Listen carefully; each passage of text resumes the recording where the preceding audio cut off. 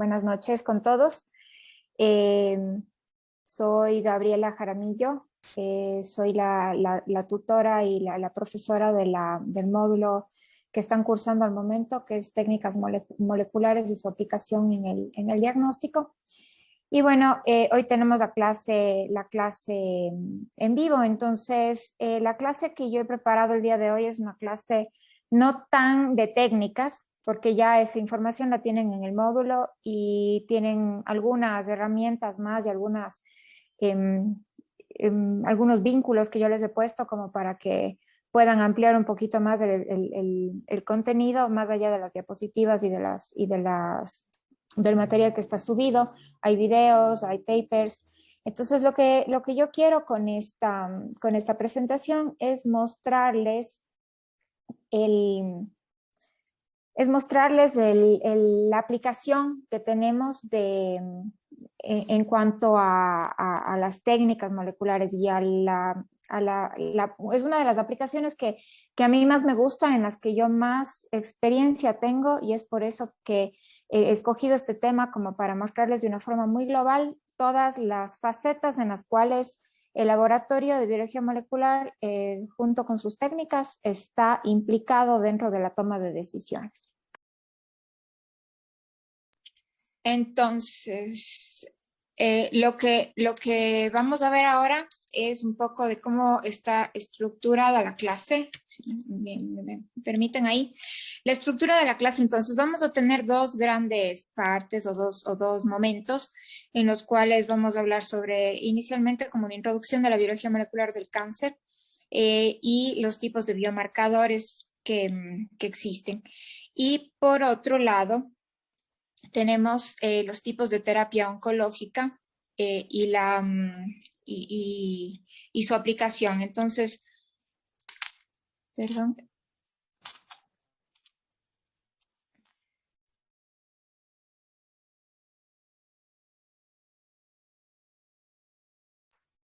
Perdón, estoy aquí como... Ya, ahí. Ok, entonces comenzando con la primera parte.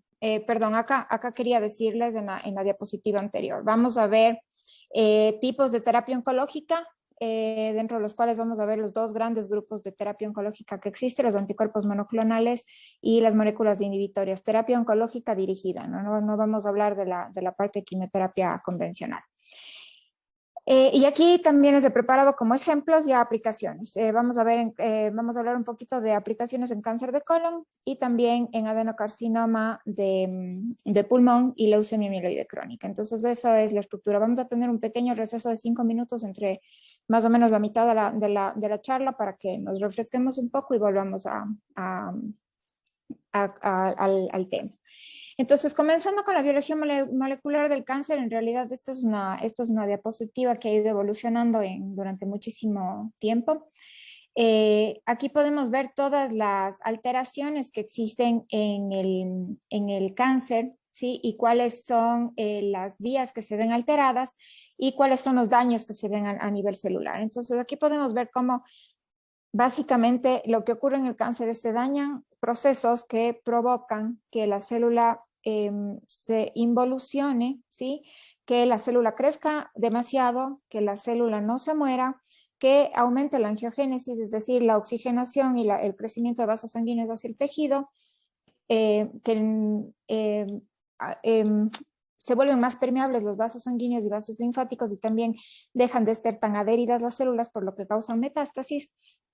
Y existe también un factor epigenético que es el daño estructural del tejido y del contexto, no solamente dentro del tumor, sino también a nivel tisular acompañante.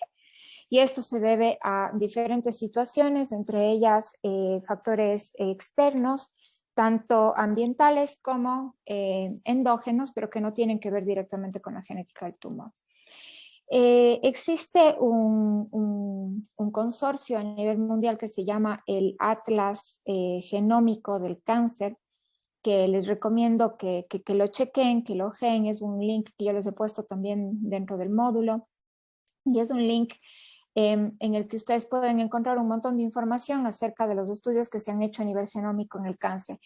Este de aquí es un artículo que me gusta mucho porque resume todas las vías genéticas que están dañadas en los cánceres en general. No estamos hablando aquí de cánceres individualmente o de órganos y tejidos afectados, sino en el cáncer en general, después de haber secuenciado como 10.000 tumores de diferentes tipos, han definido que prácticamente estas son las vías que están dañadas en un tumor.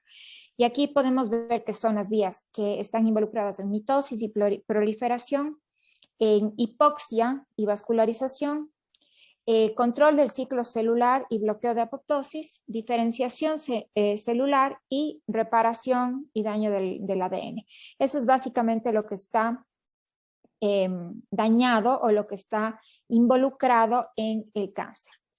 Entonces, tenemos que cómo se daña, sí, cómo se daña, qué es lo que ocurre o cómo es que los genes mutan, ¿sí? Nosotros sabemos que hay agentes externos que pueden ser químicos, físicos o biológicos o incluso endógenos, como por ejemplo el aumento hormonal o ciertas características de inflamaciones crónicas que pueden llevar a la producción de mutaciones a nivel somático o a nivel del tejido, y estas mutaciones son de varios tipos. Esto también está resumido en el módulo en el capítulo 1.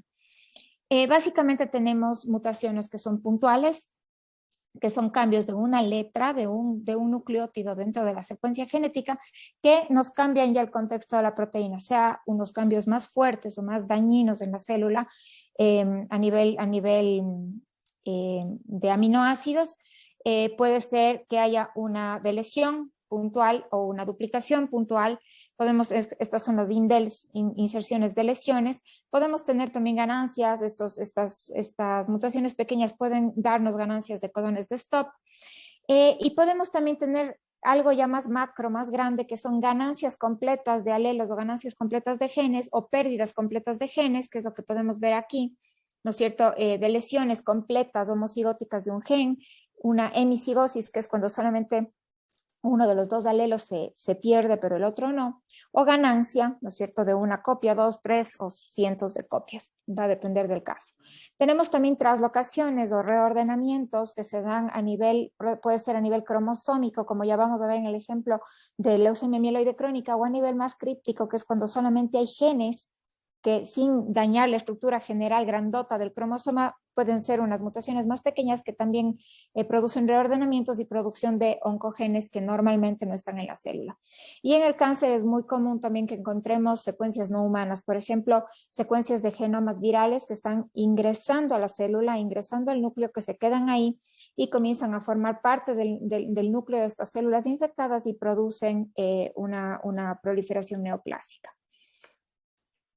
Aquí podemos ver el resumen de estas mismas vías que habíamos visto en la diapositiva anterior y su frecuencia en los diferentes tipos de órganos y tejidos. Esto también es de la misma publicación del Atlas del Genoma, que les recomiendo que la chequen. Y aquí podemos ver cómo tenemos los diferentes tipos, por ejemplo, el cáncer de mama y cuáles son los genes o los grupos de genes o las vías de genes que están más involucradas o más alteradas en estos cánceres, como podemos ver que, por ejemplo, las vías de proliferación y mitosis, que son esta vía del RAS-MAP kinasa, es una de las que están más alteradas o de las vías más, se les denomina más promiscuas, porque están alteradas en todos los tipos de cáncer, al igual que el P53, que es el clásico gen que muta y que se silencia en cáncer. Entonces, en base a esto, sabiendo ya cuáles son las mutaciones que nosotros podemos encontrar y cuáles son los genes que más están mutando en cáncer en general, nosotros podemos aplicar el diagnóstico, aplicar las herramientas de laboratorio en 3 ámbitos.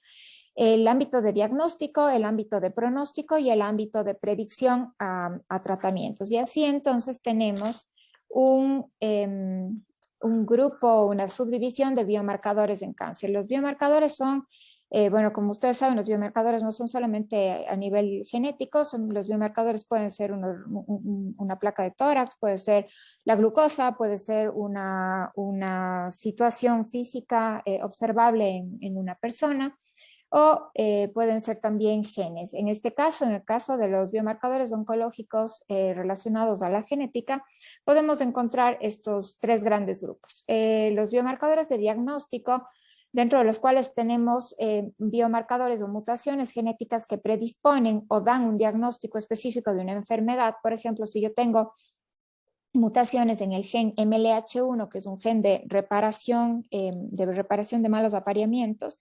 Si es que yo tengo una mutación germinal en este gen, yo voy a tener un diagnóstico automáticamente de un síndrome de Lynch. O, por ejemplo, si yo tengo una translocación de CRABL, voy a tener un diagnóstico de leucemia mieloide crónica o en menos porcentaje de otro tipo de leucemias que ya las vamos a estudiar. En el caso de los biomarcadores pronósticos, en cambio, son biomarcadores que identifican una posible evolución de una enfermedad. ¿Esto qué quiere decir? Yo puedo decir que un paciente tiene un tumor que tiene ciertas características moleculares que predisponen a que este paciente tenga un peor pronóstico o que vaya a tener mayor probabilidad de metástasis en un corto tiempo, o que el tumor tenga un comportamiento más agresivo por la misma característica molecular, va a dividirse más rápido, tiene características de angiogénesis activa, tiene bloqueo de apoptosis por mutaciones o por reactivación de ciertos genes de telómeros que tienen que estar dormidos, y así hay un montón de ejemplos. Por ejemplo, aquí les he puesto el BRAF y el fosfatidilinositol 3 quinasa. Cuando esto está mutado en cualquier tipo de cáncer, esto es un mal pronóstico de por sí, independientemente del tratamiento o del diagnóstico que tenga.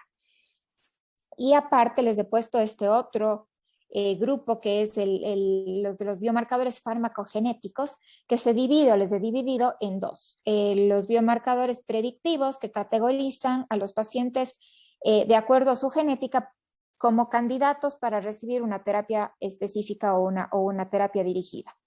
Y los farmacodinámicos, en cambio, que son biomarcadores más germinales del paciente, que definen la predisposición que estos pacientes tienen para tener una mejor o peor capacidad metabólica del fármaco. Por ejemplo, si es que hablamos de un factor predictivo, yo les he puesto aquí los RAS, los genes de la familia RAS. Si es que están mutados, eso quiere decir que el paciente no va a tener una respuesta positiva frente a una terapia anti-EGFR.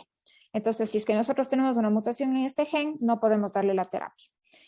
Vamos a ver otros ejemplos más adelante. Y en el caso de los farmacodinámicos, por ejemplo, les he puesto esta enzima, la TPMT, que está involucrada en la fase 2 de metabolismo hepático, y que hace que si es que tenemos una mutación que hace que esta enzima actúe en menor eficacia, vamos a tener una toxicidad hacia tiopurina, por ejemplo. Y así tenemos algunos casos. Entonces tenemos casos en los que administramos una prodroga en lugar de una droga, y esa prodroga tiene que transformarse a la droga activa, y si es que esa vía metabólica en el paciente está disminuida genéticamente, por lo tanto vamos a tener una falla terapéutica porque no va a haber esta transformación. Y así tenemos algunos ejemplos de los biomarcadores farmacodinámicos o farmacogenéticos. Entonces, el objetivo de esto, de tener estas herramientas, es que nosotros podamos categorizar a los pacientes en diferentes grupos y dejar de hablar ya de un grupo de pacientes con una patología. Por ejemplo, tengo 50 pacientes con cáncer de pulmón. Sí, tengo 50 pacientes con cáncer de pulmón, pero no todos los cánceres de pulmón mutaron de la misma manera. Por lo tanto, vamos a tener de los 50 pacientes, 10 que pueden recibir la terapia 1, 10 que pueden recibir la terapia 2, 10 que pueden recibir la terapia 3, 10 la 4 y 10 la 5. Entonces, así podemos categorizar según la genética del tumor hacia una aplicación diagnóstica que ya es más de precisión o más personalizada. Entonces, estamos hablando ya de terapia de precisión.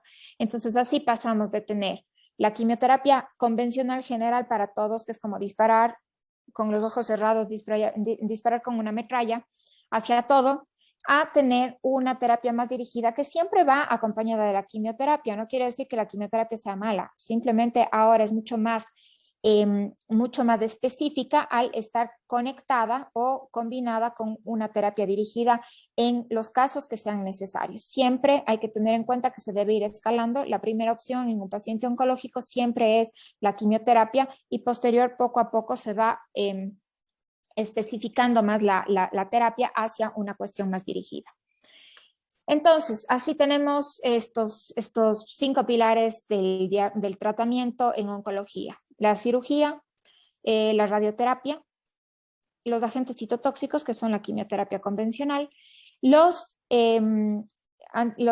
fármacos dirigidos molecularmente, que ya son estos que estamos hablando, y la inmunoterapia, que es un pilar adicional que actúa no directamente en el tumor, sino actúa a nivel del sistema inmune, haciendo que el sistema inmune reconozca de mejor forma los tumores y de esa forma ayude a cualquier otro tipo de terapia que se le esté dando al paciente para reconocer el tumor y eliminarlo. Entonces, cada vez estamos llegando a tener más dependencia de biomarcadores moleculares en la oncología y esto es justamente el objetivo de esta clase, el entender cómo como laboratorio y como prestador de servicios de diagnóstico podemos ayudar a que el médico tratante tome las decisiones correctas para el paciente correcto. Esto de aquí es solamente para repasar. Este es un cuadro que resume todos los tipos de terapia en cáncer. Todos estos de aquí son agentes citotóxicos. Tenemos agentes citotóxicos de distintos tipos.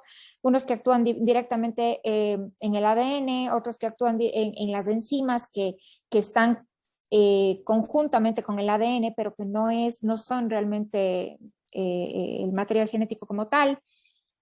Tenemos un montón de moléculas de diferentes tipos, unos antihormonas, tenemos algunos fármacos que modifican la epigenética o que modifican el nivel de metilación de las células, y así tenemos un montón de tipos de terapia que están aprobadas para el cáncer. Y tenemos también a su vez las terapias dirigidas, y las terapias dirigidas son un montón. Hay cada vez más tipos de terapia dirigida que están siendo aprobados y mucho más aprobaciones que se están dando con las moléculas que ya existen, porque, por ejemplo, ¿cómo funciona esto? Se define un fármaco cualquiera, por ejemplo, los anti-EGFR, ¿sí? Definimos los anti-EGFR para cáncer de pulmón porque el pulmón es el que más cantidad de mutaciones de EGFR tiene. Y así pasa en cáncer de colon, en cáncer de mama. Pero se ha visto que existen otros cánceres que van mutando también en menos porcentaje, pero también mutan en los mismos genes. Entonces, poco a poco se va probando esa droga que fue aprobada para mama primero, se va aplicando, por ejemplo, para casos de pulmón con mutaciones parecidas a las de mama y así se va ampliando. Y entonces, con esto, en el 2020, tenemos algunas aprobaciones que se han dado más allá de COVID, porque realmente la pandemia ha hecho que todo se vuelque a COVID y el resto de patologías y el resto de ámbitos de investigación y de diagnóstico y de todo se ha visto un poco frenado. Sin embargo, en el caso de oncología se ha llegado a mucho. Y así tenemos, por ejemplo, que el año pasado se aprobaron 35 aplicaciones para inmunoterapia, 14 aparatos o kits diagnósticos para aplicados al cáncer y a los biomarcadores, 17 nuevas quimioterapias y aplicaciones de la quimioterapia y 31 moléculas pequeñas. Entonces, así, ¿cuáles son los tipos de terapia dirigida o los tipos de terapia molecular que tenemos en cáncer? Son básicamente dos grandes grupos. Tenemos las moléculas pequeñas inhibitorias y tenemos también los anticuerpos monoclonales. Vamos a hablar un poquito de cada uno de estos y vamos a hacer vamos a utilizar ejemplos de aplicaciones para que podamos entenderlo de mejor manera. Perdón. Entonces, así, vamos a comenzar con los anticuerpos monoclonales.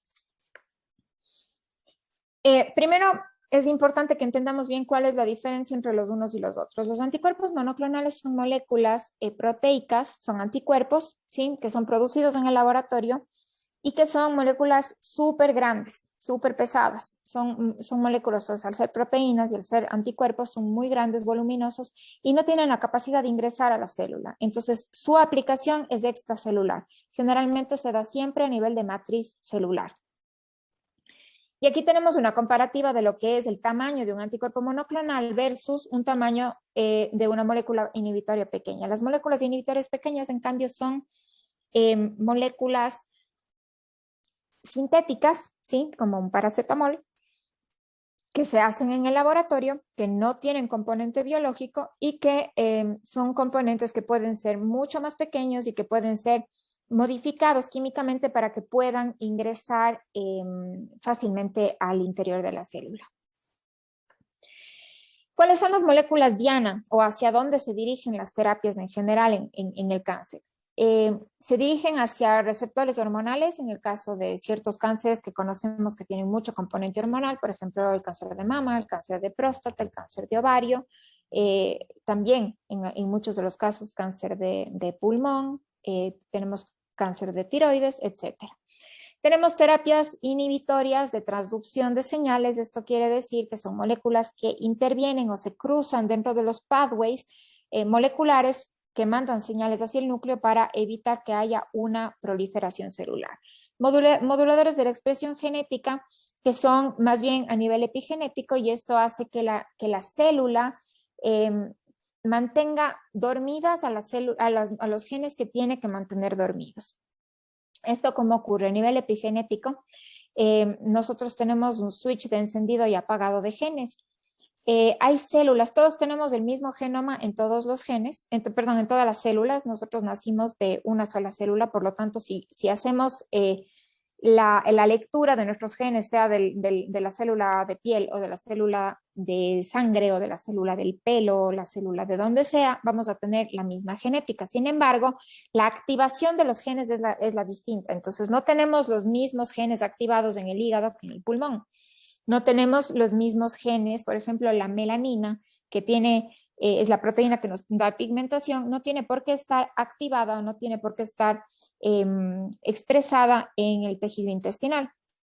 Entonces, ese encendido y apagado de genes se da porque los genes que tienen que estar apagados se meten en la parte de la cromatina, en la parte más oscura de la cromatina, que es la heterocromatina, y esto se da por una modulación epigenética a nivel de metilación. Se metilan los genes, por lo tanto se apagan, y se desmetilan los que tienen que expresarse. Y esto ocurre normalmente en las células. En el cáncer se desbarata este control y entonces tenemos algunos fármacos que actúan en este nivel de expresión génica, apagando los genes o encendiendo los genes que tiene que tener la célula.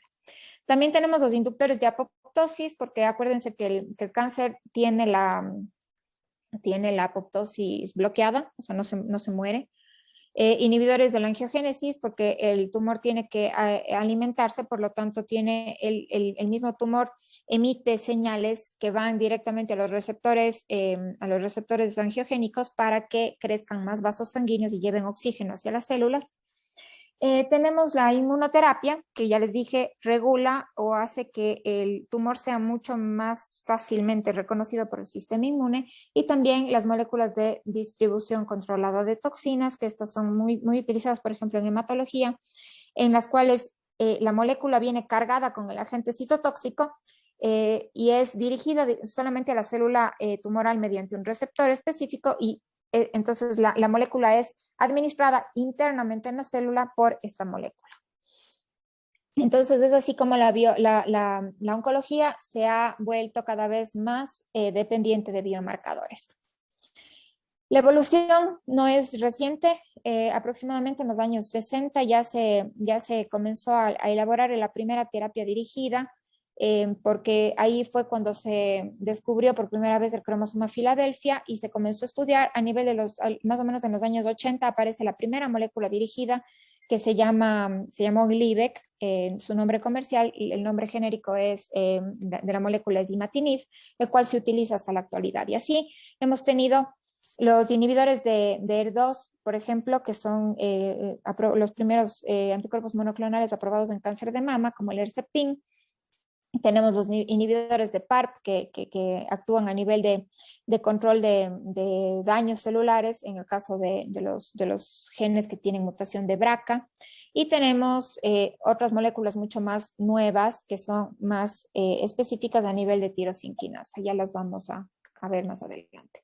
Y la inmunoterapia, que es la terapia más estudiada últimamente, es más, incluso fue un premio Nobel de Medicina.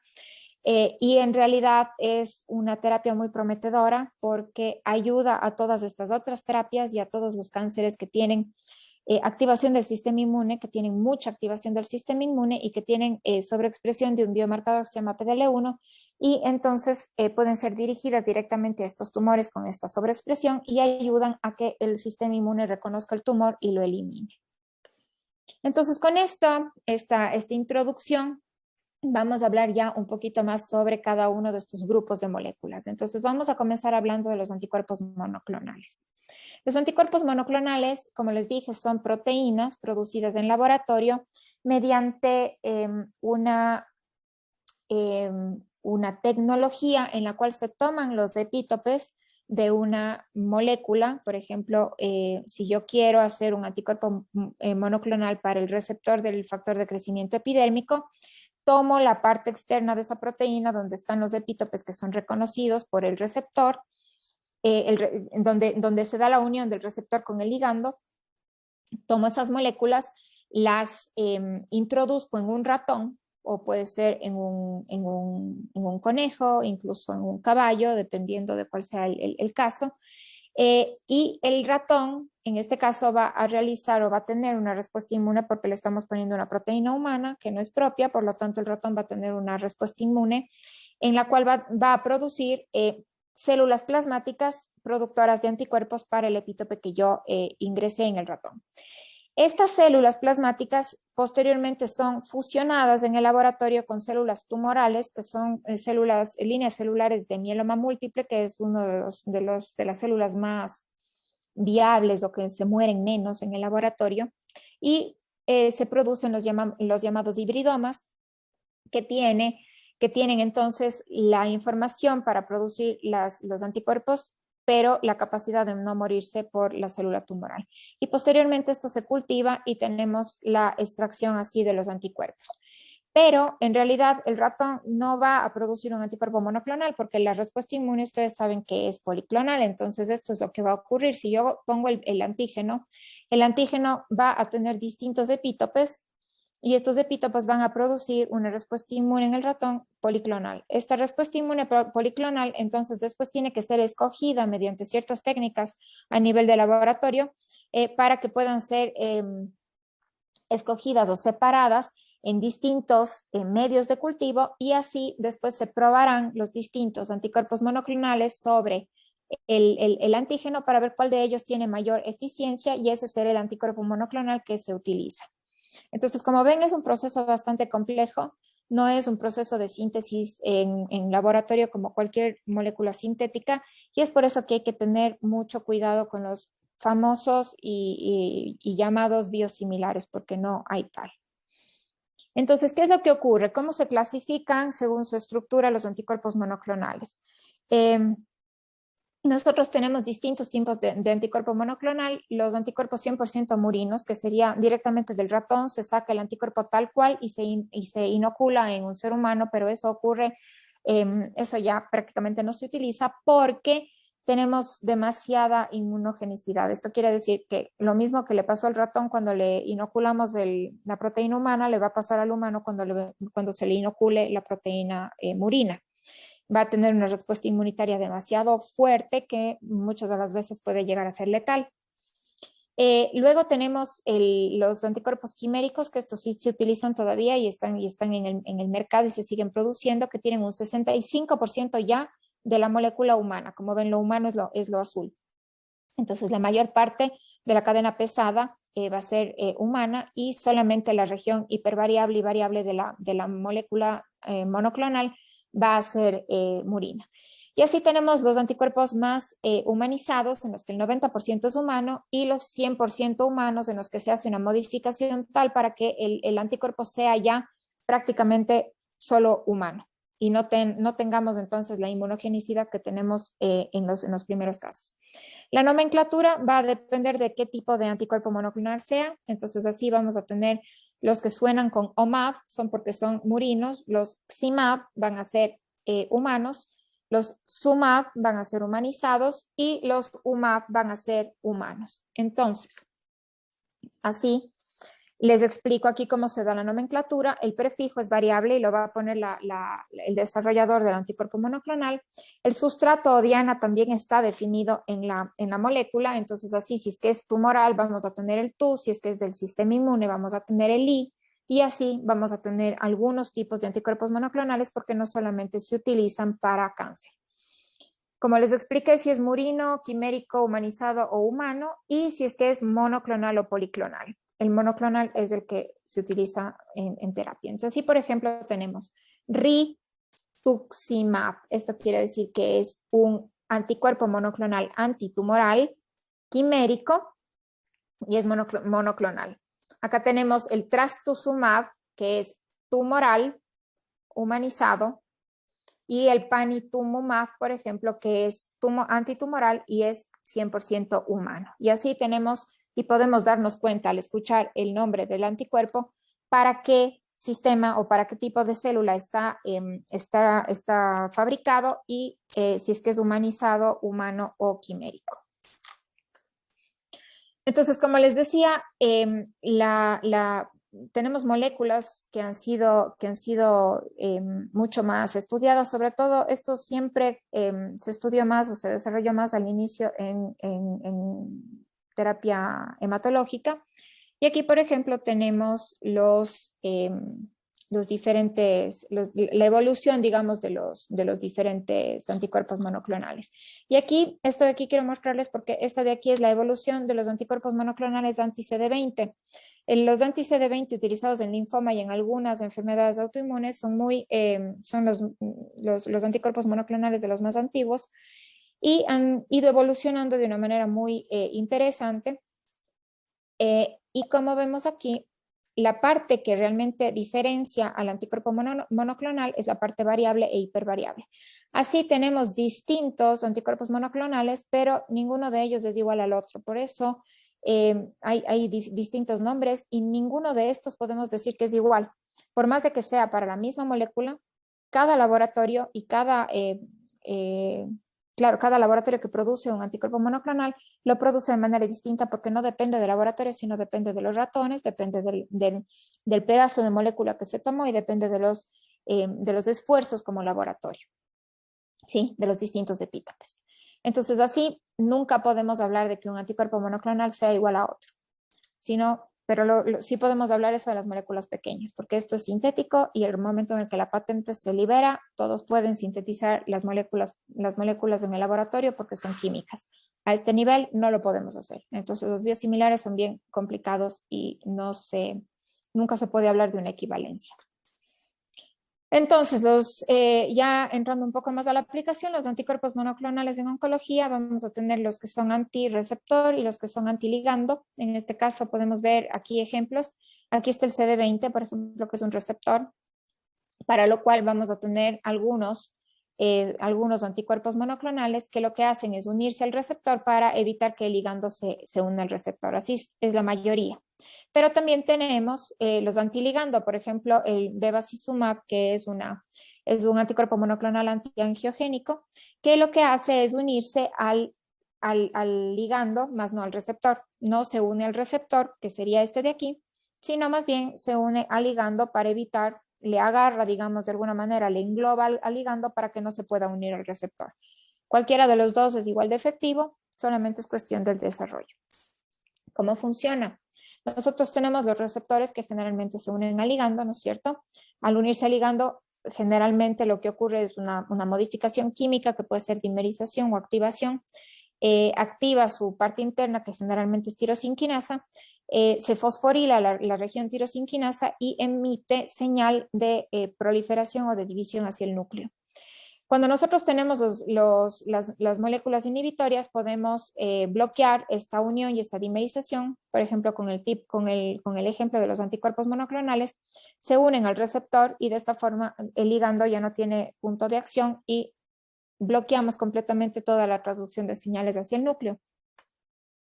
Y esto ocurre, y les he tomado como ejemplo, el cáncer de colon metastásico. El cáncer de colon metastásico está relacionado en la mayoría de los casos a una sobreexpresión del factor de crecimiento epidérmico, del receptor del factor de crecimiento epidérmico o llamado EGFR. Si nosotros hacemos por técnicas, por ejemplo, de inmunistoquímica, tinciones en los tejidos tumorales del colon y del recto, vamos a encontrar que en el 99% de los casos vamos a tener una sobreexpresión anómala de este receptor a nivel de toda la membrana celular. Entonces, esto hace que mientras más receptores tenga, más ligandos van a llegar a esos receptores y más veces se va a activar la vía de mitosis. Y esta vía de mitosis se activa por varios flancos, ¿sí? Entonces, vamos a tener el de mayor actividad, va a ser la vía del RAS-MAP quinasa, que es esta molécula RAS que se activa por su tirosinquinasa, esta de aquí es una proteína G, que se activa por la previa activación de la tirosinquinasa del EGFR, esto activa el RAS, este RAS activa a su vez el RAF, al MEC, al ERK, y esto lleva un factor de traducción, ¿sí? o un factor molecular hacia el núcleo de la célula que hace que la célula se divida. Y lo mismo puede pasar por otro lado, que es la vía del AKT, del mTOR AKT, que se ve activada por este lado y que también va a llevar a la proliferación celular. Entonces vemos que el momento en el que hay activación por aquí, por el receptor, hay varias vías de activación dentro de la célula. Entonces, las farmacéuticas lo que hicieron es desarrollar un anticuerpo monoclonal para unirse a la parte externa del receptor del factor de crecimiento epidérmico y de esta forma evitar que el ligando se una al receptor, evitar la dimerización y por lo tanto evitar todas las vías que se pueden activar dentro de la célula para la proliferación. Existen dos moléculas llamadas la una cetuximab y la otra panitumumab. Y como ven, el cetuximab entonces es antitumoral, quimérico. En cambio, el panitumumab es tumoral, pero es humanizado. Son distintas moléculas para el mismo tipo de receptor. Entonces, ¿qué es lo que ocurre? Lo lindo fuera que todos los pacientes que tengan el cáncer de colon puedan recibir esta terapia y funcione, pero existe un 70% de pacientes que no reaccionan bien a esta terapia. Existe una resistencia. ¿Cuál es esa resistencia? Pues esa resistencia se da por mutaciones en cualquiera de los genes que están por debajo de la vía. Si es que nosotros bloqueamos el EGFR y todo esto está bien y no está mutado, pues estamos bloqueando automáticamente toda la vía de transducción.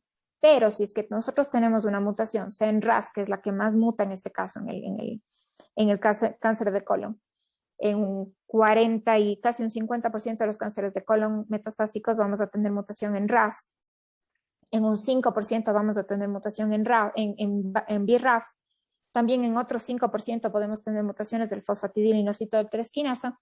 Cualquiera de estas mutaciones en las vías internas, más allá del receptor, van a provocar que haya una resistencia, porque por más de que yo bloquee esta unión, vamos a seguir teniendo proliferación por señalización interna de la célula. Entonces, ¿cómo definimos esto a nivel de laboratorio? Y esto va a hacer que la célula se siga dividiendo. Entonces, este es el algoritmo que nosotros utilizamos en el laboratorio para el diagnóstico o la definición de las mutaciones de KRAS.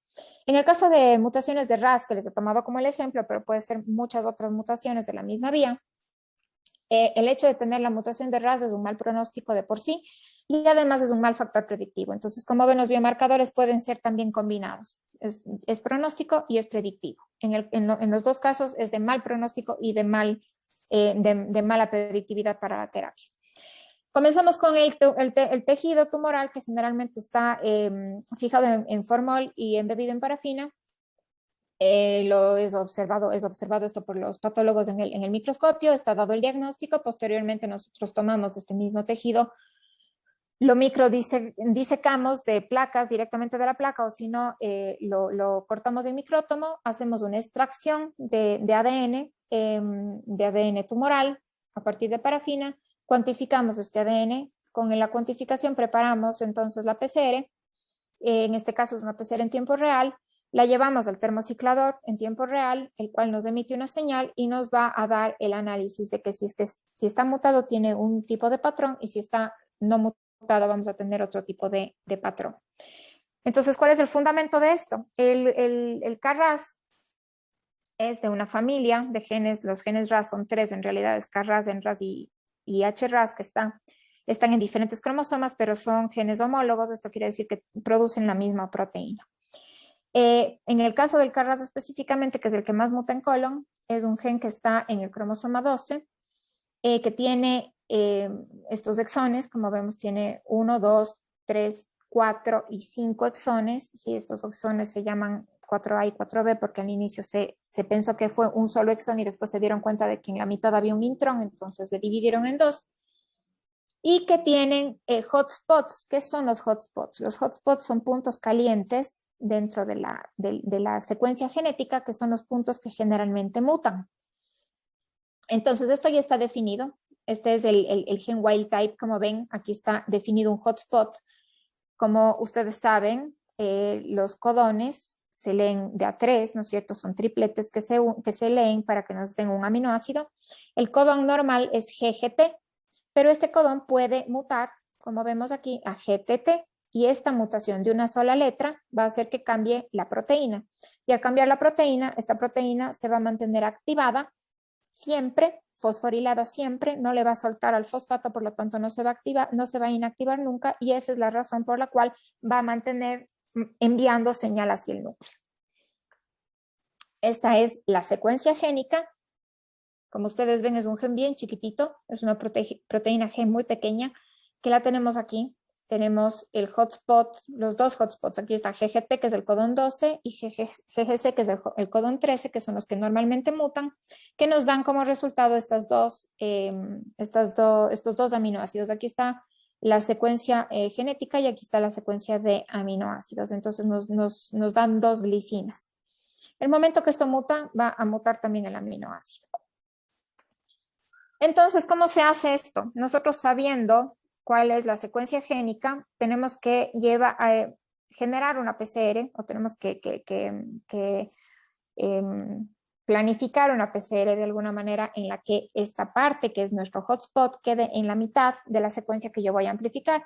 Entonces, tengo que definir primers que me flanqueen de tal manera que yo tenga amplificado un poco antes y un poco después de la zona que es de interés. Entonces, así, tenemos aquí, por ejemplo, dos juegos de primers, ¿sí? Desde el primer forward, el primer reverse, que se unen específicamente a la secuencia y nos dejan en la mitad la zona del hotspot. Aquí les he puesto yo un print de un paper en el cual podemos ver los primers, sí, que son los que yo he definido acá abajo, están los primers que me denotan la secuencia, y como estamos hablando de una PCR en tiempo real, además de los primers tenemos todas las sondas para todas las posibles mutaciones que ocurren en esta zona.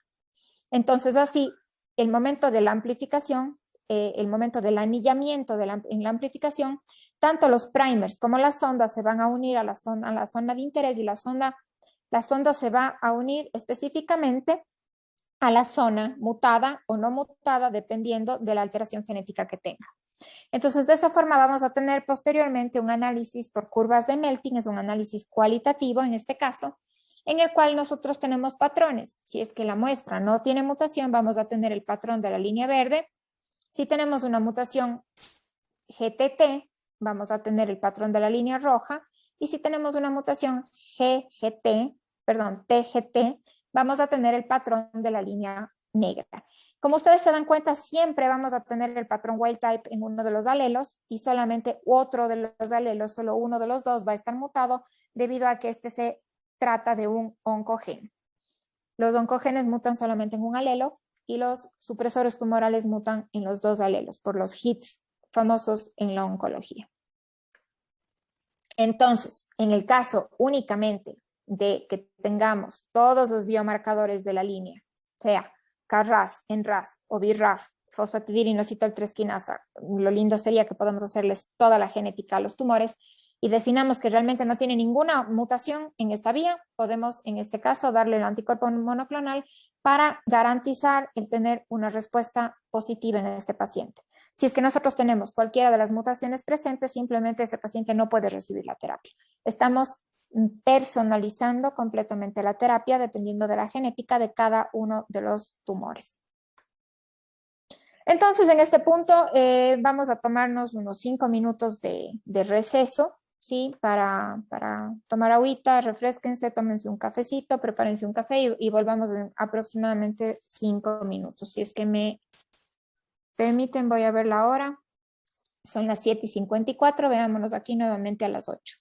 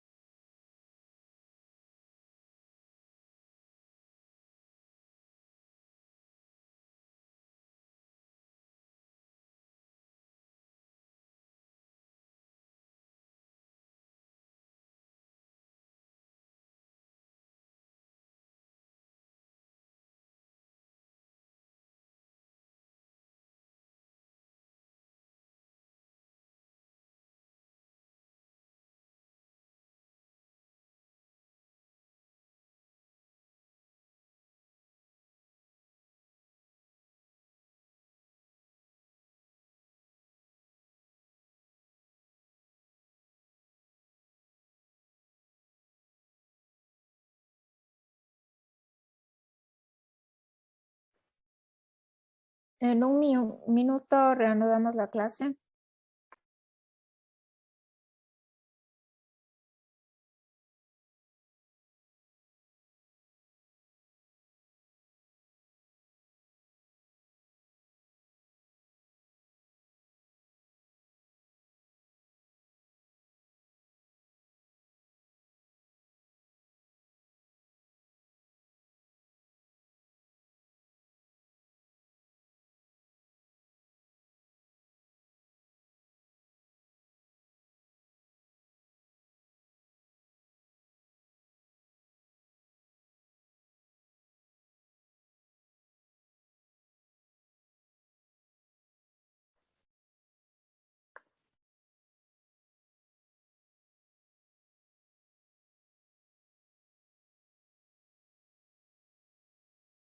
Listo, volvemos a la clase, por favor. Entonces, bueno, hasta este punto habíamos hablado de los tipos de biomarcadores en cáncer. Tenemos biomarcadores diagnósticos, pronósticos y predictivos de terapia. Los unos pueden ser los otros también, ¿sí? Pueden sobrelaparse en cuanto a funciones. Existen así entonces dos tipos de terapia que han sido desarrollados para este tipo de biomarcadores o para este tipo de mutaciones que ocurren en cáncer: los anticuerpos monoclonales y las moléculas inhibitorias pequeñas. Los anticuerpos monoclonales son moléculas grandes, proteicas, que están actuando a nivel extracelular, ya que son tan grandes que no pueden ingresar a la célula. Entonces actúan a nivel de receptor o a nivel de ligando. Les he puesto como ejemplo el cáncer de colon metastásico, donde existe un anticuerpo monoclonal que se utiliza como agente anti-EGFR y que actúa inhibiendo la unión del receptor al ligando, y de esta forma evita la proliferación celular. Sin embargo, cuando están mutadas cualquiera de las moléculas de la vía, como por ejemplo el RAS, vamos a encontrar una resistencia genética del tumor a nivel somático que hace que este tejido no responda a la terapia. Entonces, de esta forma, mediante ensayos de biología molecular a nivel tumoral, podemos definir qué terapia es la mejor para el paciente. Continuando con el tema, entonces vamos a ver el siguiente grupo de moléculas, que es las moléculas pequeñas inhibitorias. Dentro de las pequeñas inhibitorias, como les dije, son moléculas sintéticas que pueden ingresar a la célula, ingresan generalmente por unión a la membrana, por paso directamente por la membrana celular o por endocitosis, ¿sí? Y así tenemos dos grandes grupos de moléculas inhibitorias: los inhibidores de tirosinquinasa y los inhibidores de no tirosinquinasa. Dentro de los inhibidores de tirosinquinasa tenemos los inhibidores de los receptores de tirosinquinasa. Acuérdense que los receptores, como les expliqué, generalmente tienen una región tirosinquinasa intracelular. Por lo tanto, estos inhibidores actúan en el mismo receptor que podrían estar actuando los anticuerpos monoclonales, pero por dentro de la célula. Y tenemos los inhibidores de no receptores, los inhibidores de tirosinquinasa de no receptores, como por ejemplo cuando hay moléculas tirosinquinasa intracelulares que no están dentro como parte de un receptor y que deben ser bloqueadas por dentro de la célula, como por ejemplo en el caso de la leucemia mieloide crónica, el imatinib. Y los no tirosinquinasas son inhibitorias pequeñas, son moléculas que inhiben otros tipos de proteínas que no tienen actividad tirosinquinasa, como por ejemplo de las quinasas dependientes de ciclina, como que son del ciclo, como acuérdense ustedes, que son moderadoras del ciclo celular, las inhibidoras de proteosomas, que los proteosomas son los recicladores de proteínas de la célula, y otros inhibidores como por ejemplo los anti-PARP, que ya les hablé, que son moléculas que reparan los daños en la célula y que están dañados en ciertos cánceres, sobre todo cuando están con el con el BRCA mutado, los anti-BCL2 y etcétera. Hay algún sinfín ahí de moléculas que pueden estar en este grupo. Por cuestión de tiempo y entendimiento, vamos a hablar solamente de estas dos de estas dos moléculas, de estos dos grupos de moléculas.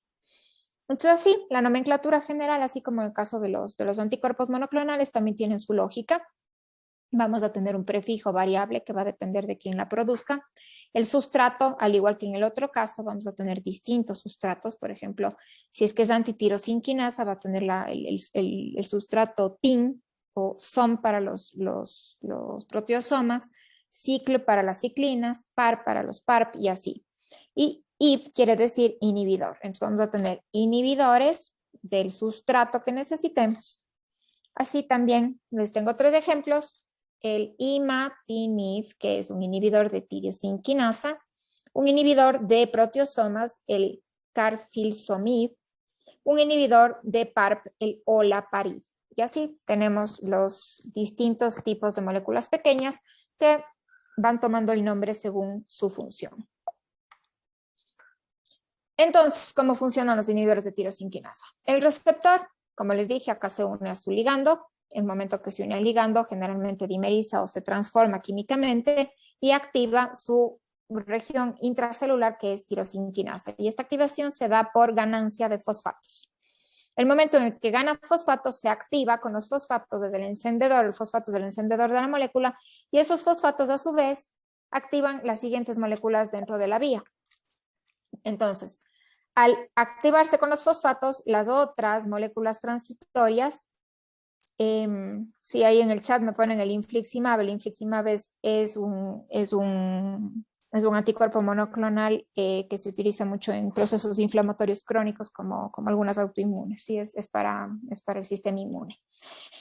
Acá tenemos los mecanismos de acción. El momento en el que se activa la molécula con los fosfatos, las moléculas transitorias se unen y a su vez llevan los fosfatos a la siguiente molécula en la vía, en este caso es el mismo pathway de hace un momento, llevan la molécula hacia el RAS y el RAS a su vez, que está normalmente como GDP inactivado, se activa GTP. Este GTP pasa al siguiente, que es el RAF, y ese pasa al siguiente, que es el MEC, y así sucesivamente. Entonces, aquí estamos teniendo la molécula tirosinquinasa. Aquí tenemos la actividad tirosinquinasa, que es la que en este caso va a ser inhibida por las moléculas pequeñas inhibitorias antitirosinquinasa.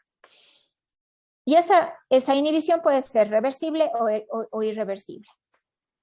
Esto solamente para poder entender un poquito mejor. Nosotros tenemos generalmente la activación tirosinquinasa no se da únicamente por el sustrato, que en este caso sería el ATP o los fosfatos, sino también con una activación alostérica paralela, sí, que es otra parte de la molécula que tiene también que estar activada para que se dé la activación completa. Entonces sí podemos tener una forma inactiva cuando no está utilizado el sitio alostérico y una forma activa cuando están utilizados, digamos, los dos, tanto el alostérico como la zona activa del sustrato. Y así la inhibición puede ser directamente en la zona activa. Por ejemplo, si es que estamos inhibiendo la entrada del fosfato, entonces simplemente bloqueamos la parte química molecular donde entra el fosfato, pero podemos tener también como adyuvante que la molécula se meta también en la región alostérica. Entonces tenemos distintos tipos de inhibición de la zona tirosinquinasa. Y esto es lo que hace que podamos tener un arsenal bastante grande de moléculas inhibitorias tirosinquinasa para la misma molécula, porque tenemos todas estas zonas que pueden ser utilizadas en el momento de la síntesis. Entonces, con esto vamos a hacer 2 ejemplos. Uno en un tumor sólido, que es uno de los tumores más estudiados a nivel molecular y donde más terapias dirigidas tenemos en general. Diría yo que es el tumor en el que más terapias dirigidas aprobadas existen en el mundo, que es el cáncer de pulmón de células no pequeñas. Y tenemos la leucemia mieloide crónica como un ejemplo de tumor líquido o de leucemia que tiene... en cambio, este es el que más tiempo tiene, históricamente hablando, es el que más tiempo tiene de aplicación o de utilización de una molécula diana. Entonces, así el cáncer de pulmón. Vamos a ver, el cáncer de pulmón está relacionado, o una de las vías también de activación, todo lo que son epitelios se activan de la misma forma, que es mediante el factor de crecimiento epidérmico y su receptor. El receptor se une entre sí, puede ser entre sí o con otros de la familia, porque el EGFR es un receptor de la familia de los ERBB, que son 4. Tenemos el ERBB1, ERBB2, ERBB3 y ERBB4, que pueden dimerizar entre sí, sea con el mismo tipo de receptor o con cualquiera de la familia. El momento en el que la molécula, el ligando, ¿sí?, el factor de crecimiento epidérmico o algunos homólogos, se unen al receptor, dimeriza con quien esté a su lado y activa su región tirosinquinasa. Y como les dije, se fosforila y esto fosforila a su vez todo el resto. Entonces, esta es digamos, la vista tridimensional de la región tirosinquinasa del EGFR y podemos ver cómo tienes diferentes zonas activas y aquí marcadas algunas de las zonas más externas o más aplicables a una inhibición. Entonces, en base a esta estructura tridimensional se forman o se producen en el laboratorio las diferentes moléculas inhibitorias. Y así tenemos todo este grupo o este arsenal o esta generación, estas distintas generaciones de moléculas inhibitorias para la misma región del EGFR, ¿sí? Entonces tenemos la primera generación donde tenemos 2 moléculas que fueron las primeras que se desarrollaron para cáncer de pulmón como inhibidor de tirosinquinasa. Tenemos el gefitinib y el erlotinib, que se siguen utilizando, muchas de estas de aquí se siguen utilizando en primera línea de tratamiento. Tenemos la segunda generación que está desarrollada ya para captar mayor cantidad de molécula, ¿sí? Porque existen ciertas, ya les voy a mostrar, existen ciertas mutaciones del EGFR que dan resistencia, entonces acá ya tenemos moléculas que son más afines a estas mutaciones. Tenemos la tercera generación, donde está el osimertinib y el rosileptinib, que son moléculas que en cambio están dirigidas específicamente para las mutaciones de resistencia. Y así tenemos aquí el ejemplo de cómo funcionan. Aquí tenemos las 2 moléculas de primera generación, que como ven ustedes tienen químicamente formas distintas y se van a unir de manera selectiva a diferentes puntos de la molécula, de la molécula tirosinquinasa, evitando así la fosforilación. Bloquean completamente la entrada del fosfato a la región tirosinquinasa. Entonces, el EGFR es una molécula súper interesante porque tiene una relación directa entre el genotipo y el fenotipo. Así, según el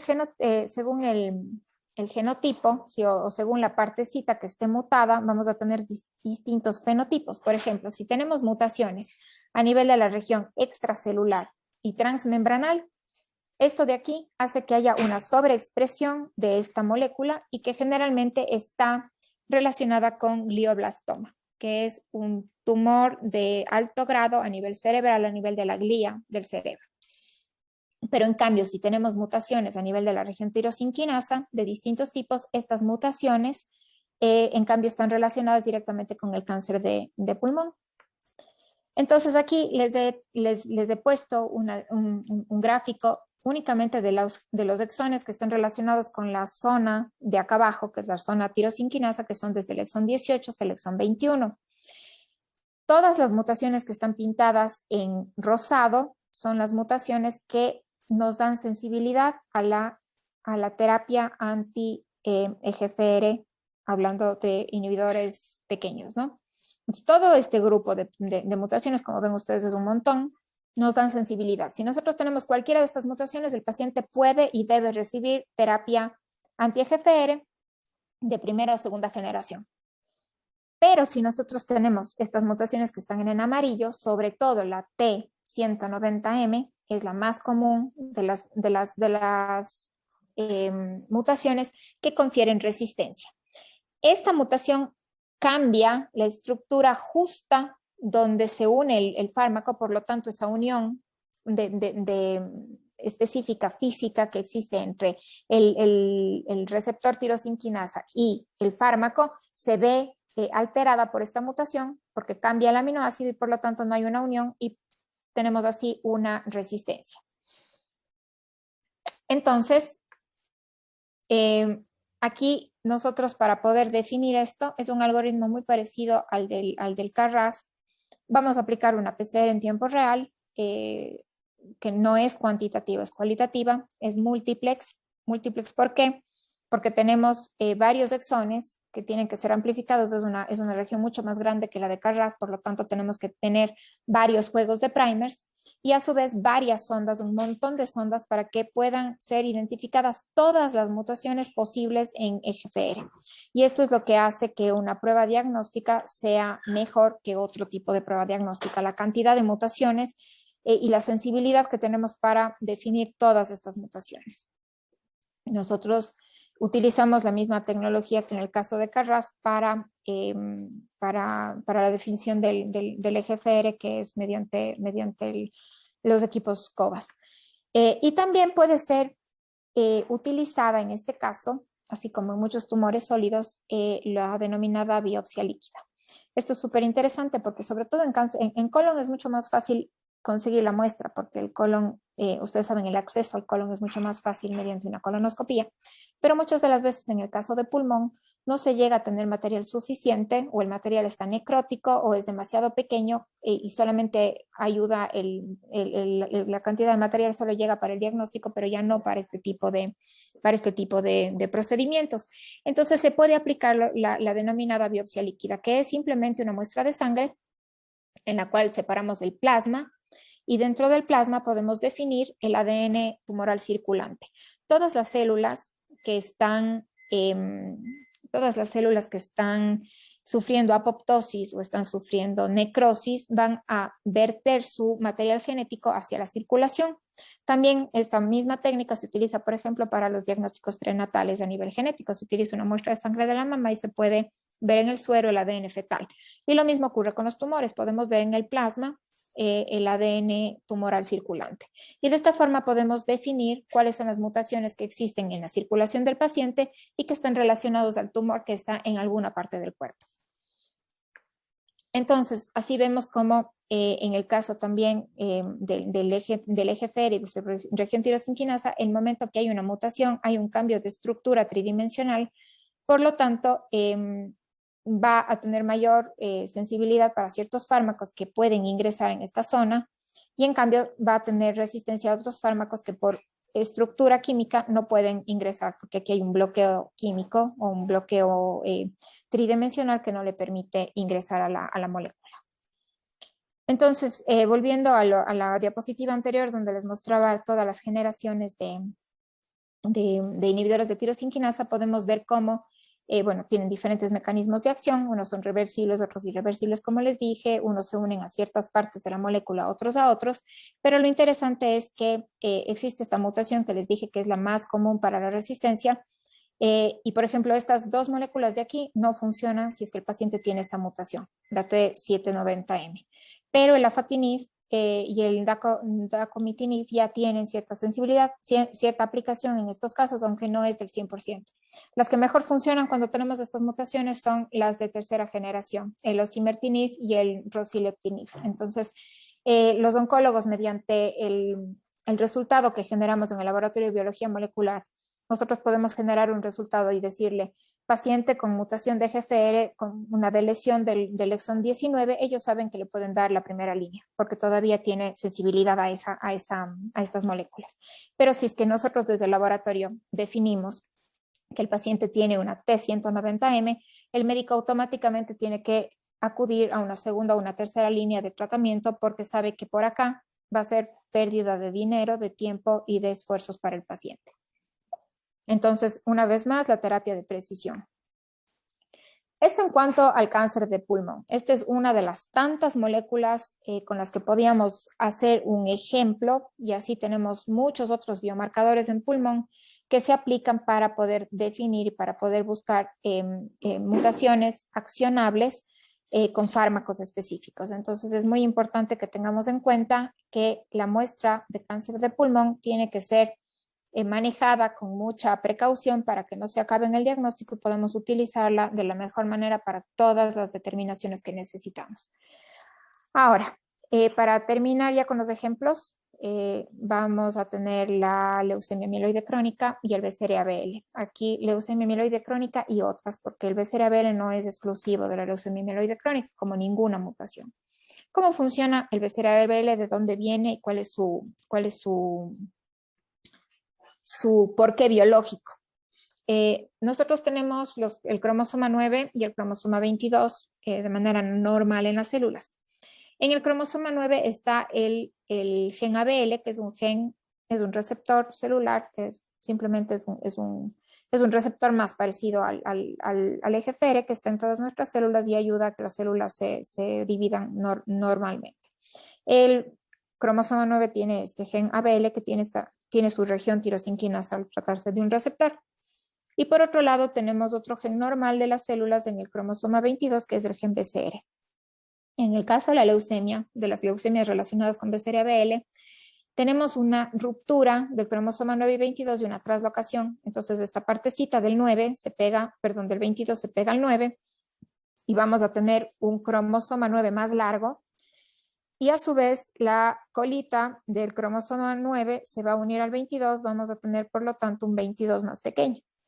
Y este gen que se forma aquí es el gen BCR con el pedazo de ABL que viene. Por lo tanto, se genera un gen oncológico, un oncogen que no existe normalmente en la célula, que es el gen de fusión BCR-ABL. Entonces, estos de aquí se denominan genes de fusión, porque son genes que no están con esta estructura normalmente en una célula.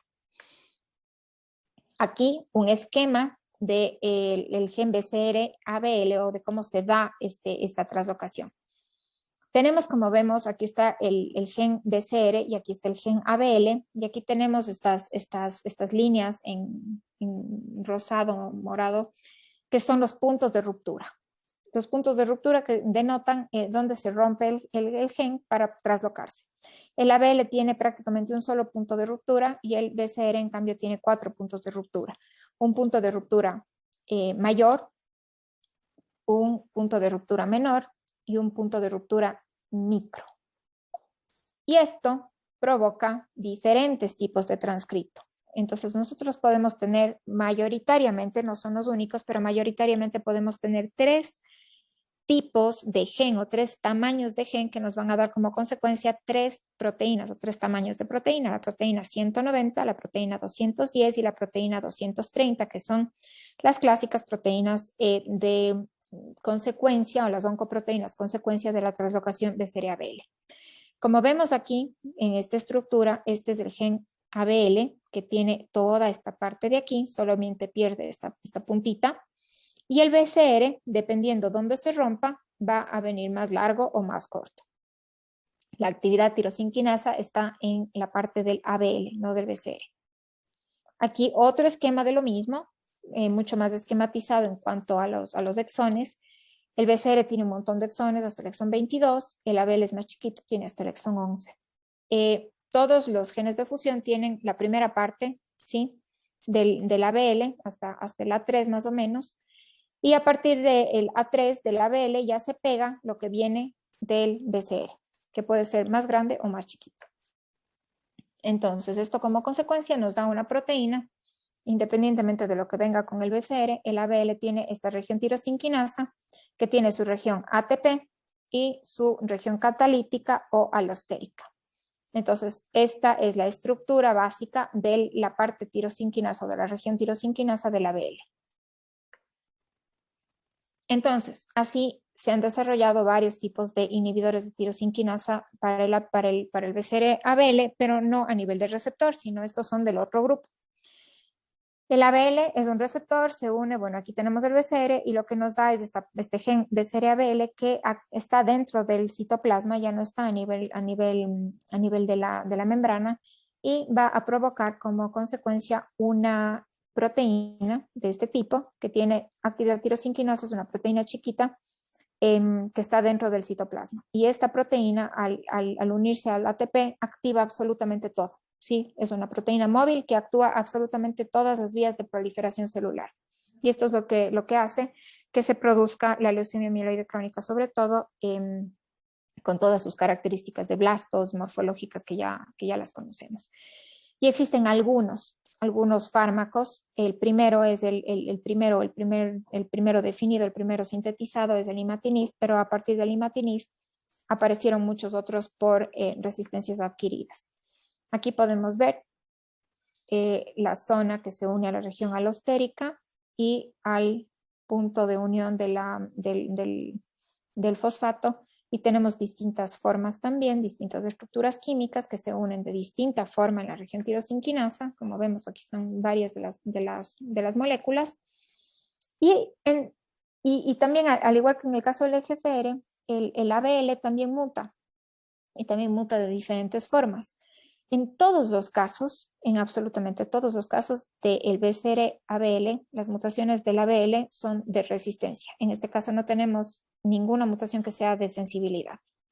La aparición de cualquiera de estas mutaciones va a provocar resistencia a las diferentes líneas de tratamiento. Y así podemos ver en este cuadro como, por ejemplo, el imatinib tiene buena aplicación, digamos, o tiene sensibilidad para ciertas mutaciones, sí, pero en cambio resistencia en otras mutaciones. Y así vamos viendo cómo esto de aquí es como hacer un antibiograma del tumor. Cuando nosotros hablamos de un antibiograma, estamos definiendo qué fármaco le podemos dar a la paciente, al paciente que tiene una infección según la resistencia que tiene la bacteria, genéticamente hablando, o sea, porque al final es genético. Lo mismo estamos haciendo en este caso, estamos haciendo un antibiograma del tumor a nivel genético para definir qué tipo de terapia es la mejor para el paciente, porque muchas de las veces el paciente debuta con una leucemia mieloide crónica y lo primero que se le da es imatinib porque sí, así son las guías, pero el paciente nunca disminuye la cantidad de BCR-ABL en su sangre, y eso es porque de cajón él debutó con una resistencia. O pacientes que llevan 5 años con imatinib y de pronto recayeron con su cuantificación porque el tumor sigue su vida natural y sigue mutando y adquirió una mutación de resistencia. Por lo tanto, hay que pasar a la siguiente línea, que en este caso es el nilotinib, lo que se tiene en el país, y bueno, las guías internacionales tienen otras opciones, y así se va escalando en terapia dependiendo de las mutaciones que van apareciendo en el momento de la evolución del tumor. Entonces, ¿qué es lo que hacemos en el caso del BCR-ABL? Nosotros podemos hacer dos cosas. Una, definir si es que existe o no el transcrito, o sea, si es que está o no presente el BCR-ABL, sin cuantificación, o sea, es una cuestión cualitativa. Y además, cuánto de este transcrito está, porque depende de eso el seguimiento del tratamiento. Entonces, este cuadro que les he puesto aquí es el cuadro que se utiliza de referencia para definir el tipo de respuesta farmacológica que tiene el paciente. Cuando debuta el paciente, generalmente estamos con BCR-ABL, cerca del 100% de las células tienen BCR-ABL positivo, y tiene que ir bajando conforme le vamos dando el fármaco, hasta poder llegar a un punto de casi no detección o de respuesta molecular mayor. En este caso estamos hablando de que el paciente se encuentra prácticamente en una remisión hasta que vuelva a aparecer una cuantificación superior a este límite, es donde los médicos tienen que tomar decisiones de cambio de fármaco. Entonces, como les dije, para la detección y el seguimiento del BCR-ABL hacemos dos cosas. Uno es definir la presencia del transcrito, que es una determinación cualitativa, y la otra es definir la cantidad del transcrito, que esto ya es una definición cuantitativa que sirve para seguimiento de tratamiento. Entonces, para la definición del transcrito, si es que existe o no la translocación que está provocando este gen de fusión, podemos utilizar algunos métodos. El método convencional de citogenética, que lo tienen también en el módulo, que es una técnica bastante útil, pero menos sensible. En el caso del debut, generalmente, si la citogenética siempre encuentra el cromosoma Filadelfia, como ustedes lo ven aquí, el cromosoma Filadelfia tiene una característica muy notoria. Es un cromosoma súper chiquito que el momento de mover el micrométrico en el microscopio brilla, tiene una cierta refractariedad y tiene un brillo característico y es fácilmente observable al microscopio. Esta misma alteración podemos verla mediante FISH, donde utilizamos sondas duales en las cuales, por ejemplo, el ABL se pinta de rojo, el BCR está pintado de verde, Y si es que están separadas las ondas, quiere decir que no hay translocación, pero si es que están unidas las ondas y nos dan una señal amarilla, es porque sí hay translocación. Y también podemos hacerlo mediante PCR convencional o PCR en tiempo real. En este caso estamos hablando de una PCR cualitativa y es una RT-PCR. Esto quiere decir que es una PCR que en este caso no partimos de ADN, sino partimos de ARN. ¿Por qué? Porque lo que nosotros necesitamos es saber si es que la célula tumoral está produciendo proteína oncogénica, y para saber si es que hay esa producción necesitamos partir de ARN mensajero. Entonces, en este caso hacemos lo mismo que en el caso del CARRAS. Vamos a buscar amplificar, ¿no es cierto?, una región de BCR y de ABL para ver si es que existe el gen de fusión. Muchas de las veces utilizamos también sondas y estas sondas nos ayudan a la cuantificación y a la observación de fluorescencia en el caso de una PCR en tiempo real, pero también podemos hacerla por PCR en tiempo final. ¿Cuál es la diferencia? Bueno, aquí nuevamente el esquema para poderles explicar cómo se diseña en este caso la PCR. La PCR tiene que ser diseñada con un primer, generalmente el reverse, que amplifica o se une a la colita, digamos, del ABL, y en este caso es una multiplex que va a tener 3 primers para los diferentes tipos de transcriptos que podemos encontrar del BCR. Entonces así vamos a amplificar todas las opciones que tenemos dentro de una leucemia con alteración del BCR-ABL. Y en el caso de una PCR en tiempo final, lo que vamos a observar es esto, es un gel de agarosa con las banditas que están a diferentes alturas dependiendo del tamaño, ¿sí? Vamos a tener, por ejemplo, la 210 va a ser la más pesada, la 190 va a ser la más ligera, y así vamos a poder definir por el tamaño, digamos, frente a una regla molecular, que es un marcador de peso molecular, vamos a definir el tamaño del transcrito. Y así podemos también tenerlo a modo de una observación cualitativa en PCR por tiempo real, que es con curvas de melting, o con genotipado, en el cual podemos ver también las diferentes estructuras dependiendo del tipo de transcrito que tengamos. Entonces, si es que existe amplificación, la vamos a ver con un patrón específico para cada uno de los transcritos, que nos da más o menos, es la equivalencia a ver el tamaño o la altura de la bandita. Ya, esto en cuanto al diagnóstico. Ya sabemos que el paciente tiene BCR-ABL positivo. Ahora, ¿cuánto tiene? Porque siempre hay que dar una línea base al médico para que digas, bueno, comenzó este paciente con un 70% y tenemos que ir disminuyendo eso. Entonces, para darle este porcentaje, aplicamos esta lógica. Es una PCR en tiempo real cuantitativa con una cuantificación relativa, en la cual vamos a tener la cuantificación absoluta de cada transcrito. Eso quiere decir que voy a cuantificar por separado cuánto BCR-ABL tengo, cuánto ABL solo tengo. El ABL puede ser glucosa 6-fosfato deshidrogenasa, que es otro gen que se utiliza mucho como gen de referencia. La idea es que sea un gen que esté siendo expresado siempre en las células, porque yo necesito saber y tenerle a este como un gen de referencia base de todas las células, tanto tumorales como normales. Entonces tengo cuánto de tumoral versus cuánto de normal, saco un ratio y a esto le multiplico por 100 y me sale un porcentaje. En el caso del BCR-ABL, ya por cuestiones de tiempo no podemos ahondar mucho en este tema, pero existe un estándar internacional que se aplica a nivel internacional, justamente está validado para que mediante este calibrador que se utiliza dentro de la misma PCR, podamos llegar a regular nuestro nivel de detección y que estemos armonizados en todos los laboratorios, porque había demasiada discrepancia entre uno y otro laboratorio, y se ha tratado de estabilizar esta discrepancia mediante una armonización mediante calibradores que son aplicados a nivel mundial. Entonces, aquí a nivel gráfico lo que les estaba explicando. Tenemos aquí las células, ¿no es cierto?, en una muestra.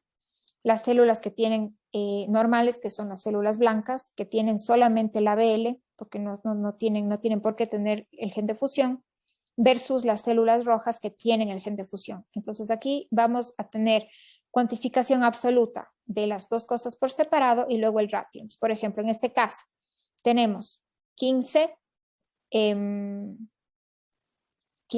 células mutadas versus 45 células no mutadas. Esto es la cuantificación absoluta. Por lo tanto, en esta muestra, el 33% de las células tienen mutación de BCR-ABL. Acá tenemos, en cambio, 8 mutadas versus 45 no mutadas, entonces el ratio me da un 17%. Y acá tenemos una cuantificación menor cuando tenemos solo 5 mutaciones versus 28 no mutadas. Entonces, así es como, esta es la lógica gráfica de lo que les acabo de explicar. A nivel de laboratorio, entonces, lo que hacemos nosotros, vamos a encontrar las curvas. Siempre las curvas se utilizan curvas de estándar para poder hacer una cuantificación. Siempre en todas las corridas se tiene que correr un blanco, un control positivo, un control negativo, un estándar y el calibrador, aparte de las muestras, para que nosotros garanticemos que la PCR está funcionando de manera óptima. Todo esto está explicado también en el material del módulo. ¿Y cuál es el objetivo final? Pues esto que estamos viendo aquí. Esto de aquí es un print de resultados reales de pacientes nuestros, en los cuales podemos ver la evolución del paciente a lo largo del tiempo. El paciente debutó en el 2017, en agosto del 2017, es la primera vez que le hacemos el examen porque fue el debut. Y aquí el paciente tenía un 25% de expresión de BCR-ABL. Se le da el tratamiento y meses después, más bien dicho, un año después que prácticamente viene al segundo control el paciente ya tiene un 2.28%. Eso quiere decir que de 25% con el tratamiento bajó, pero no negativizó. Se le sigue haciendo el seguimiento y ustedes noten que en lugar de seguir bajando, el paciente sube. Sube un 10%, se mantiene un 10% en el siguiente control y aquí el médico tiene que tomar una decisión y cambia de tratamiento. Acá, hasta aquí tomaba imatinib. A partir de este punto, el paciente comienza a tomar nilotinib. Comenzamos a hacerle el seguimiento de la nueva línea de tratamiento y vemos que paulatinamente el paciente va disminuyendo la carga tumoral hasta llegar a tener un 0 de detección. Esto no quiere decir que ya no tenga, simplemente la técnica no detecta más del transcrito, por lo tanto, se dice que en este caso el paciente ya tiene el BCR-ABL no detectable y estamos hablando de una remisión o de una respuesta molecular mayor. El paciente tiene que seguir tomando el fármaco de por vida y seguir así haciendo el monitoreo hasta que vuelva a aumentar su carga tumoral y tenga que tener una tercera línea de tratamiento. Y así es como funciona y es por eso que la leucemia mieloide crónica realmente es una enfermedad crónica que puede durar años, controlada mediante fármacos orales. Aquí una última aclaración que no les dije al inicio. Los anticuerpos monoclonales siempre tienen que ser administrados por vía parenteral porque son moléculas proteicas y si es que yo me tomo una proteína por vía oral, la voy a digerir y no va a tener acción farmacológica y en cambio las moléculas pequeñas pueden ser aplicadas de modo parenteral o también la administración puede ser oral, que es una gran ventaja. Entonces, con una pastilla diaria, los pacientes de leucemia mieloide crónica pueden llegar a negativizar y a mantenerse negativos durante muchísimos años. Entonces, eso ha sido todo. Como conclusiones generales, los biomarcadores en cáncer predicen un pronóstico, diagnostican en algunos casos, definen tratamiento, son plásticos, cambian dinámicamente, ya ven que ganan mutaciones durante el tiempo, entonces puede ser que hoy yo tenga un tumor que tenga ciertas características, pero la metástasis de ese tumor va a tener una genética completamente distinta, por lo tanto no puedo utilizar un tumor de hace 3 años para hacer un diagnóstico y tomar decisiones en este momento. Siempre se debe tratar de encontrar un tumor lo más nuevo posible en tiempo. Cada vez son más accionables estas mutaciones que están apareciendo, cada vez tienen más fármacos que van a ayudar a que el paciente tenga mejores tratamientos y más dirigidos según estas terapias. Los anticuerpos monoclonales actúan fuera de la célula, las moléculas inhibitorias pequeñas en cambio tienen la capacidad de actuar por dentro de la célula Y las mutaciones de genéticas pueden producir tanto sensibilidad en ciertos casos como resistencias y resistencias adquiridas. Y lo más importante de todo, y aquí quiero hacer un hincapié, como laboratorio nosotros tenemos la obligación de participar más allá de la emisión de un resultado. La emisión de un resultado la puede dar una máquina, sin embargo nosotros como personal médico formado y con criterio tenemos que emitir también criterios muchas de las veces, y me ha tocado en muchísimas ocasiones llamar personalmente al médico para o sea, para tomar decisiones en conjunto. Entonces, cada vez el laboratorio está mucho más implicado en la toma de decisiones. Ya no solamente somos una entidad que da un resultado y queda escondida por ahí, sino cada vez tenemos mucho más accionabilidad en cuanto a la toma de decisiones, y eso es importante porque somos parte del equipo multidisciplinario en la salud. Eso sería todo. Muchísimas gracias.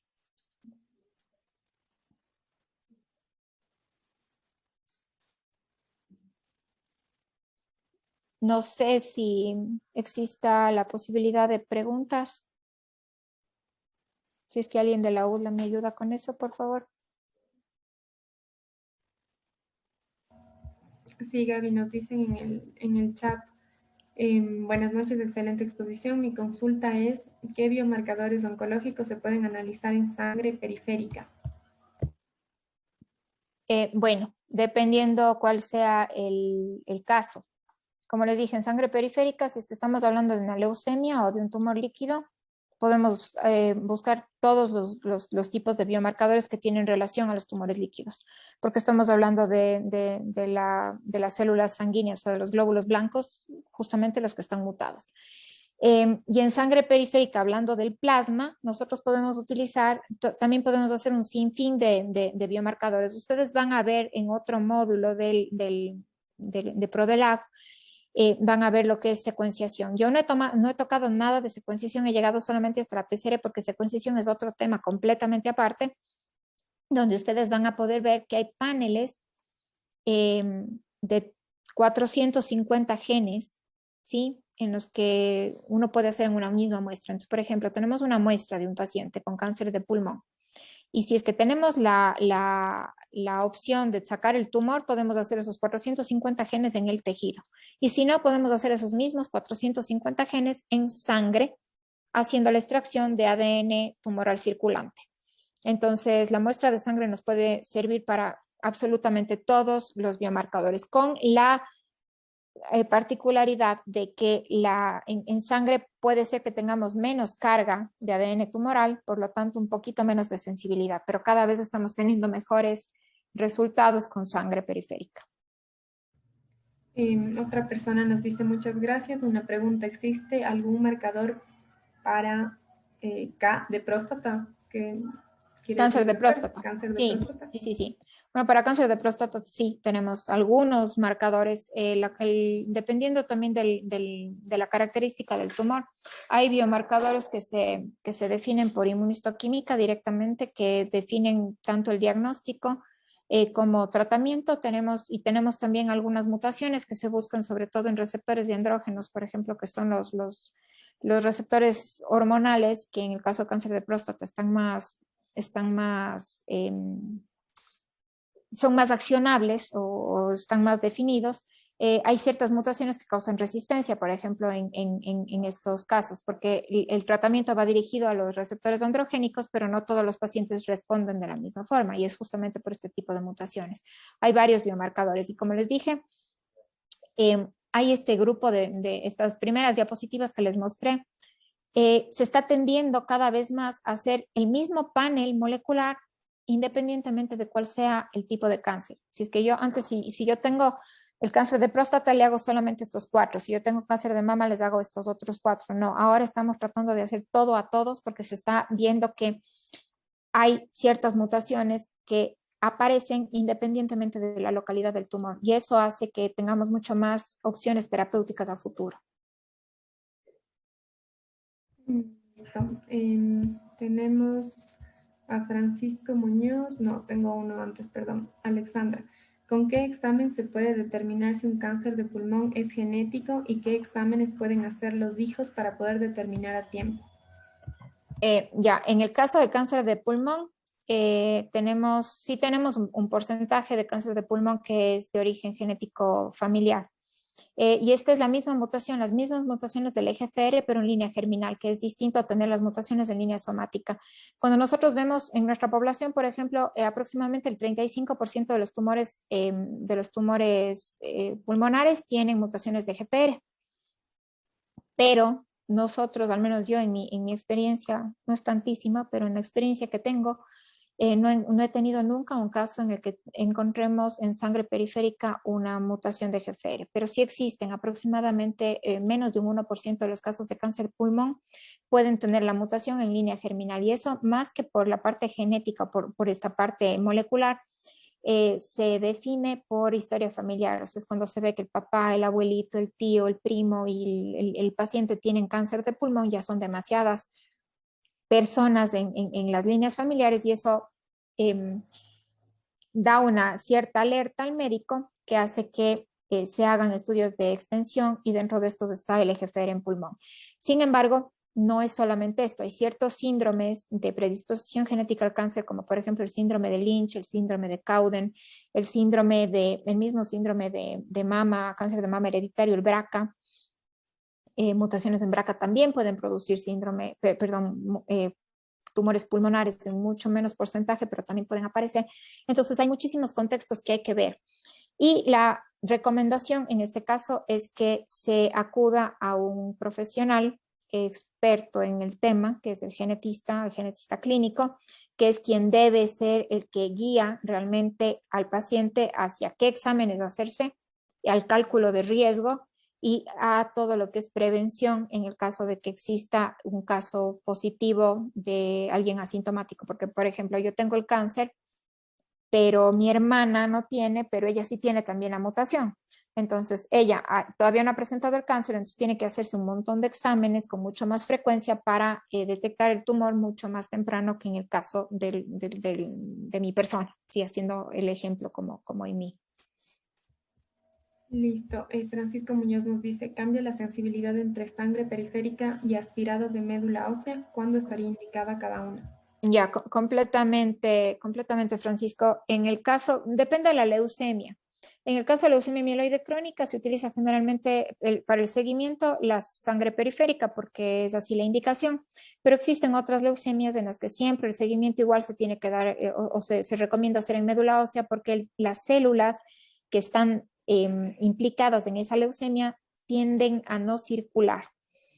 En el caso de los diagnósticos, del momento del diagnóstico, siempre por rutina, los oncohematólogos tienen que hacer un aspirado de médula ósea y tienen que hacer un montón de determinaciones más allá de lo molecular, generalmente desde la observación al microscopio.